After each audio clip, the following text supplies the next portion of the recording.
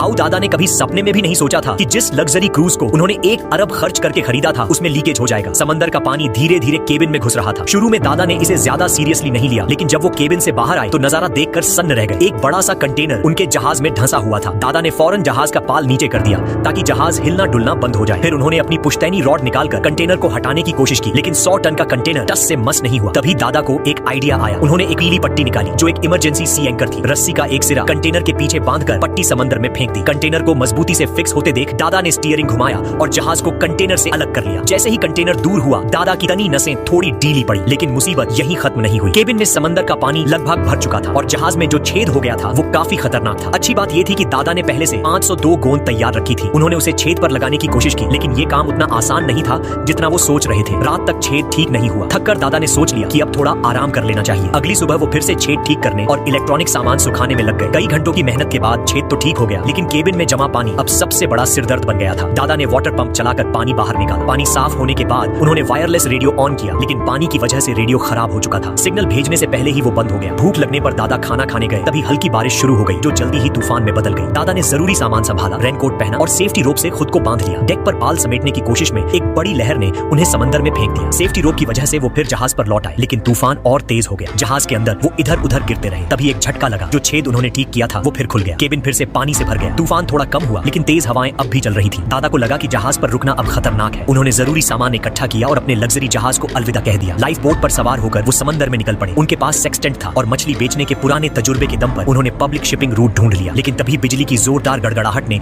एक और तूफान का इशारा दे दिया। लाइफ बोट में भी पानी घुसने लगा। दादा ने हार कर तैरकर बाहर निकलने का फैसला किया और लाइफ बोट पर लेट गए। अगली सुबह वो जिंदा तो थे, लेकिन खाना और मीठा पानी खत्म हो रहा था। सूरज की गर्मी से प्लास्टिक शीट पर पानी की बूंदें जमा हुई, जिससे उनकी थोड़ी प्यास बुझी। दादा ने एक सिंपल डिस्टिलेशन सेटअप बनाया। प्लास्टिक के डिब्बे में समंदर का पानी भरा, ऊपर शीट रखी और नीचे टिन का डिब्बा रखा। 42 घंटे बाद टिन में मीठा पानी इकट्ठा हुआ। इस राहत के साथ दादा शिपिंग रूट के किनारे पहुंच गए। तभी उन्हें होलैंड का एक जहाज दिखा। दादा ने सिग्नल फ्लेयर जलाया, लेकिन तेज धूप में जहाज वालों ने उन्हें नहीं देखा और वो दूर निकल गया। निराशा के बीच मछली के चारे में कुछ हलचल हुई। दादा ने फिशिंग लाइन खींची, लेकिन मछली की जगह शार्क निकल आई। शार्कों की पूरी टोली ने उनकी लाइफ बोट को घेर लिया। दादा ने मीठा पानी पीने की कोशिश की, लेकिन बाल्टी का ढक्कन लीक होने की वजह से पानी खारा हो गया था। गुस्से में दादा जोर से चिल्लाए। 3 दिन रात से समंदर में फंसे दादा की हालत बहुत खराब हो गई थी। रात को अचानक एक सीटी की आवाज ने उनकी नींद तोड़ी। एक बड़ा जहाज दिखा। दादा ने सिग्नल गन से फायर किया, लेकिन जहाज हिल नहीं रुका। अगली सुबह उन्होंने सेक्सटेंट से अपनी पोजीशन चेक की तो पता चला कि वो शिपिंग रूट से बहुत दूर निकल चुके थे। हारकर उन्होंने एक बोतल में इमरजेंसी मैसेज लिखा और उसे समंदर में फेंक दिया। उसी रात फिर होलैंड का वही जहाज दिखा। दादा ने कागज जलाकर रोशनी की, लेकिन आग इतनी बढ़ गई कि लाइफ बोट भी जलने लगी। मजबूरन उन्हें समंदर में कूदना पड़ा। ठंडी लहरों में वो पूरी तरह हार मान चुके थे। तभी उन्हें एक लाइफ बोट और टॉर्च की रोशनी दिखाई दी। आखिरी सांस में दादा ने बचाव कर्मी का हाथ पकड़ ही लिया।